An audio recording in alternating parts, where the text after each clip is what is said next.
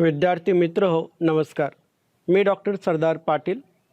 आपण मागील व्याख्यानाच्या माध्यमातून वसाहत भूगोलशास्त्राच्या विविध व्याख्यांचा आढावा घेतलेला आहे. वसाहत भूगोलशास्त्राची अगदी सोपी व्याख्या करायची झाल्यास भूअभिक्षेत्रीय तंत्रज्ञानाच्या साहाय्याने पृथ्वीतलावरील मानवी वसाहती आणि मानवी वसाहतींशी संबंधित विविध घटकांच्या स्थलकालीय प्रारूपाचे क्रमबद्ध विश्लेषण करून नियम, सिद्धांत आणि प्रतिमाने यांची मांडणी करणारे शास्त्र म्हणजेच वसाहत भूगोलशास्त्र होय. आजच्या या व्याख्यानाच्या माध्यमातून आपल्याला मानवी वसाहत भूगोलशास्त्राचे स्वरूप विचारात घ्यावयाचे आहे. मानवी वसाहत भूगोलशास्त्राच्या स्वरूपाची मांडणी करण्यापूर्वी मानवी वसाहत भूगोलशास्त्राचे स्वरूप म्हणजे नेमके काय किंवा एखाद्या ज्ञानशाखेचे स्वरूप म्हणजे काय याची मांडणी करणे देखील गरजेचे आहे. खरं तर स्वरूप म्हणजे अभ्यास पद्धती. प्रत्येक ज्ञानशाखेनुसार असणारी अभ्यास पद्धती भिन्न असते. भूगोलशास्त्राच्या वेगवेगळ्या शाखा आहेत, अनेक उपशाखा आहेत. या प्रत्येक शाखेची आणि उपशाखेची असणारी अभ्यास पद्धती ही देखील भिन्न असलेली दिसून येते. मानवी वसाहत भूगोलशास्त्राचे स्वरूप म्हणजेच मानवी वसाहत भूगोलशास्त्राचे अध्ययन करण्याची पद्धती आणि मानवी वसाहत भूगोलशास्त्राची अध्ययन करण्याची पद्धती ही काळाच्या ओघामध्ये बदलत गेलेली आहे. सध्याचे युग हे विज्ञान आणि तंत्रज्ञानाचे युग म्हणून ओळखले जाते. अगदी प्राचीन कालखंडामध्ये भूगोलशास्त्रामध्ये वर्णन केलं जात होतं, तर सद्यस्थितीला भूगोलशास्त्राच्या अध्ययनाकरिता भूअभिक्षेत्रीय तंत्रज्ञान म्हणजेच सुदूर संवेदन, भौगोलिक माहिती प्रणाली आणि जागतिक स्थाननिश्चिती प्रणाली याचा उपयोग केला जातो आणि त्याचाच परिणाम हा भूगोलशास्त्राच्या आणि वसाहत भूगोलशास्त्राच्या स्वरूपावर झालेला दिसून येतो. वसाहत भूगोलशास्त्राचे स्वरूप हे 6 प्रकारचे आहे. यामध्ये वर्णनात्मक स्वरूप, विश्लेषणात्मक स्वरूप, शास्त्रीय स्वरूप, आंतरविद्याशाखीय स्वरूप, तंत्रज्ञानावर आधारित स्वरूप आणि उपयोजित स्वरूप या पद्धतीने वसाहत भूगोलशास्त्राचे स्वरूप असलेले दिसून येते. आपण प्रथम आणि द्वितीय वर्षामध्ये भूरूपशास्त्र, मानवी भूगोलशास्त्र, सागरी भूगोलशास्त्र आणि हवामान भूगोलशास्त्र यांचे स्वरूप अभ्यासलेले आहे. तेव्हा देखील आपण वर्णनात्मक स्वरूपाची मांडणी केलेली होती. वर्णनात्मक स्वरूपामध्ये काय या प्रश्नाचं उत्तर शोधण्याचा प्रयत्न केला जातो. आपण वसाहत भूगोलशास्त्राचे वर्णनात्मक स्वरूप अभ्यासत आहोत. याची मांडणी करायची झाली तर सोबतची प्रतिमा पहा. या प्रतिमेमध्ये आपल्याला अनेक वसाहती दिसत आहेत. याची मांडणी म्हणून जर आपण विचार केला तर सदरची वसाहत ही वर्तुळाकार प्रकारची आहे. आपण प्रारूपाचे वर्णन केले. ती वसाहत वर्तुळाकार का आहे याची मांडणी आपण केलेली नाही. फक्त इतकीच माहिती देत आहोत की सदरची वसाहत ही वर्तुळाकार प्रकारची आहे. या ठिकाणच्या घराचे छप्पर हे काही अंशी उतरत्या स्वरूपाचे आहे. छतासाठी बांधकाम साहित्य म्हणून कौलांचा उपयोग केलेला आहे. काही ठिकाणी तो पत्र्याचा उपयोग देखील केलेला आढळतो. या पद्धतीने जेव्हा आपण वसाहत भूगोलशास्त्रामध्ये ज्या काही घटकांचं अध्ययन केलं जातं त्या घटकांचे वर्णन करतो तेव्हा त्यास वर्णनात्मक स्वरूप असे म्हणतात. पुढचे महत्त्वाचे स्वरूप ते म्हणजेच विश्लेषणात्मक स्वरूप. वर्णन ही प्राथमिक अवस्था असते ज्यामध्ये जे घटक जसे आहेत तसेच मांडलेले जातात. विश्लेषणामध्ये काय, कोठे, केव्हा आणि का या प्रश्नांची उत्तरे शोधण्याचा प्रयत्न केला जातो. म्हणजेच एखादी वसाहत वर्तुळाकार असेल तर ती वर्तुळाकार वसाहत कोणत्या ठिकाणी आढळते, ती वसाहत कधी निर्माण झाली, केव्हापासून त्या ठिकाणी अस्तित्वात आहे आणि ती वसाहत वर्तुळाकारच का आहे. या पद्धतीने एखाद्या प्रश्नाच्या मुळाशी जाण्याचा प्रयत्न जेव्हा केला जातो तेव्हा त्यास विश्लेषणात्मक स्वरूप असे म्हणतात. आपण या ठिकाणी प्रतिमा पाहत आहात. ही प्रतिमा मौजे डिग्रज आणि कसबे डिग्रज या गावांची आहे. मध्यभागी नदी दिसत आहे. नदीच्या दोन्ही बाजूला या वसाहती पसरलेल्या आहेत. यापैकी मौजे डिग्रज गावचा जर आपण विचार केला तर ती वसाहत अगदी नदीला चिकटून आहे किंवा अगदी नदीच्या काठावर वसलेली आहे. यापैकी मौजे डिग्रज या वसाहतीचा जर आपण विचार केला तर ही वसाहत अगदी नदीच्या काठावर आहे. मग ही नदीच्या काठावरच का आहे? ती नदीच्या काठावर कधीपासून वसलेली आहे? या पद्धतीने जेव्हा मांडणी केली जाते तेव्हा त्यास विश्लेषणात्मक स्वरूप असे म्हणतात. आपण देखील या पद्धतीने आपल्या गावातील वसाहतींचे अध्ययन करू शकता. तिसरा स्वरूपाचा जो काही प्रकार आहे तर त्याला शास्त्रीय स्वरूप असे म्हणतात. विज्ञान म्हटलं की नियम, सिद्धांत आणि प्रतिमाने यांची निर्मिती आली. वसाहत भूगोलशास्त्राच्या शास्त्रीय स्वरूपांतर्गत वसाहतींचे अध्ययन करत असताना काय, कोठे, केव्हा, का या प्रश्नांच्या सोबतच कसे आणि या प्रश्नांच्यावर आधारित अनेक प्रश्न असतील या प्रश्नांच्या मुळापर्यंत जाण्याचा प्रयत्न केला जातो आणि त्यानंतर नियम, सिद्धांत आणि प्रतिमाने यांची मांडणी केली जाते तेव्हा त्यास शास्त्रीय स्वरूप असे म्हणतात. उदाहरणार्थ आपल्याला वसाहतींचं अध्ययन करायचं आहे.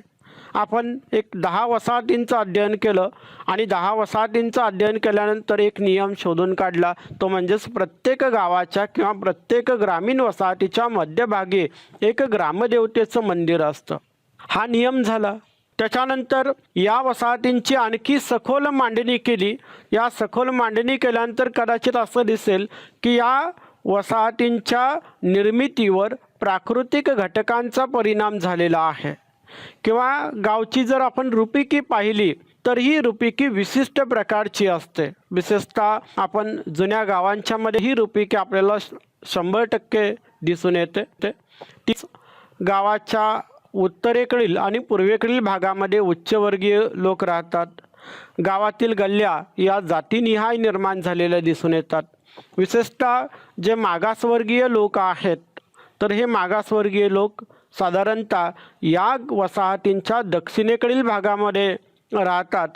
या प्रकारची रुपिकी असलेली दिसून येते आणि मग त्याच्यावर आधारित आपण एखादा नियम, सिद्धांत आणि प्रतिमाने यांची जेव्हा मांडणी करतो तेव्हा त्यास शास्त्रीय स्वरूप असे म्हणतात.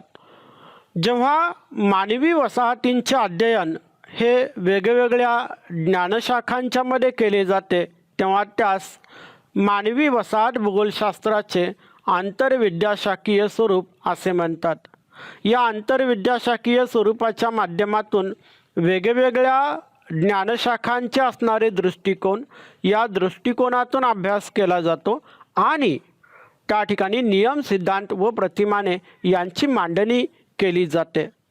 उदाहरणार्थ पाहायचं झालं तर मानवी वसाहती हा मानवी जीवनाचा एक अविभाज्य भाग आहे आणि मानवी वसाहतींचं अध्ययन हे भूगोलशास्त्रामध्ये तर केलं जातच, याशिवाय मानसशास्त्रामध्ये देखील मानवी वसाहतींचं अध्ययन केलं जातं. त्यांचा दृष्टिकोन असा असतो की मानवी वसाहती किंवा मानवी घरांची रचना याचा मानवी सायकॉलॉजीवर किंवा मानसशास्त्रावर, मानसिकतेवर काय परिणाम झालेला आहे का.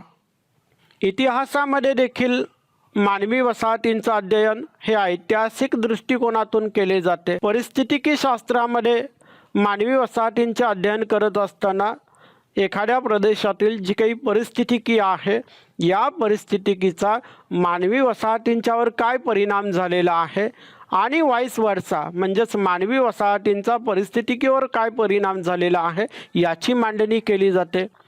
समाजशास्त्रामध्ये मानवी वसाहतींचे अध्ययन केले जाते.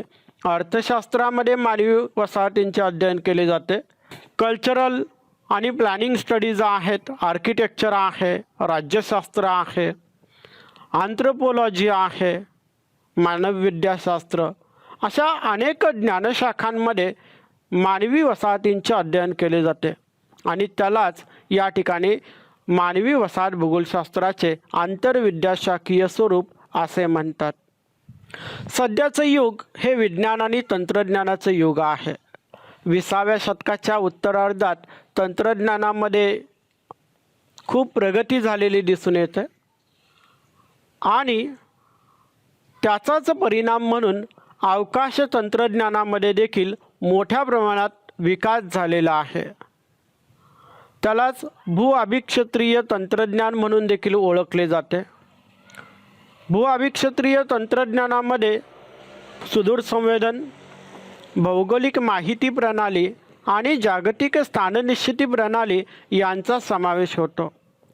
जेव्हा एखाद्या वस्तूच्या प्रत्यक्ष संपर्कात न येता दूर अंतरावरून अवकाशामधून एखाद्या घटकाची माहिती मिळवली जाते तेव्हा त्यास सुदूर संवेदन असे म्हणतात.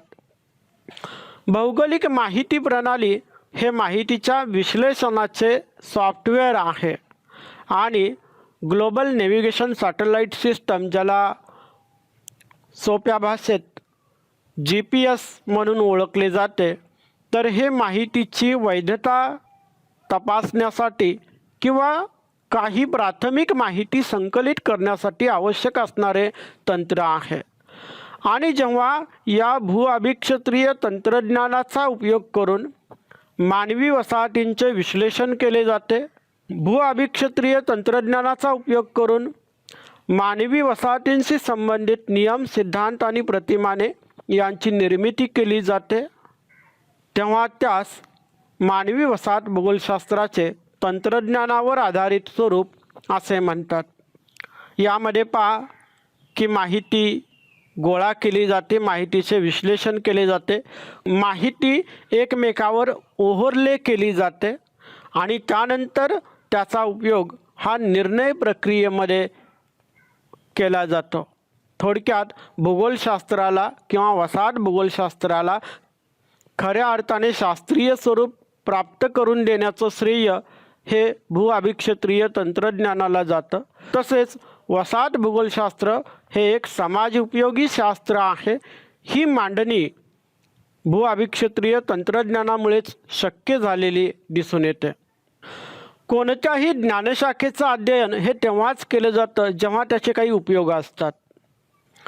वसाहत भूगोलशास्त्र हे एक अतिशय उपयुक्त असे शास्त्र आहे. अनेक वेळेला निर्णय प्रक्रियेमध्ये वसाहत भूगोलशास्त्राचे अध्ययन हे खूप महत्त्वाचे असते.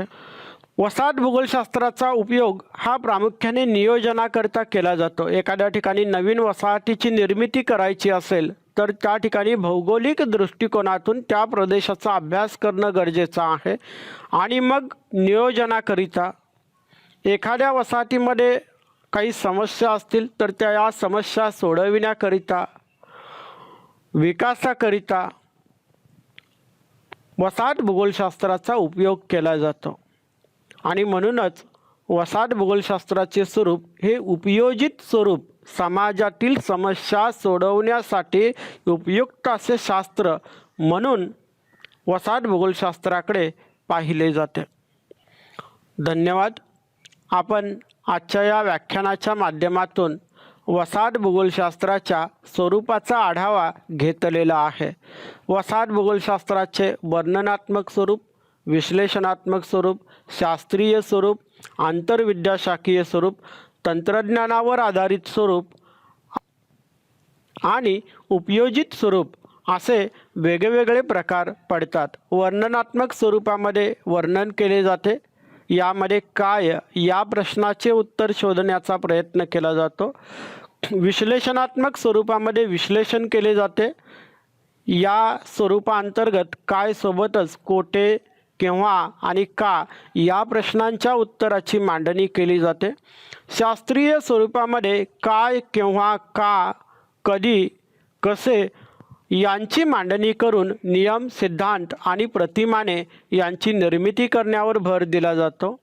आंतरविद्याशाखीय स्वरूपाच्या अंतर्गत वेगवेगळ्या ज्ञानशाखांमध्ये वसाहतींचे अध्ययन करून नियम, सिद्धांत आणि प्रतिमाने यांची मांडणी केली जाते.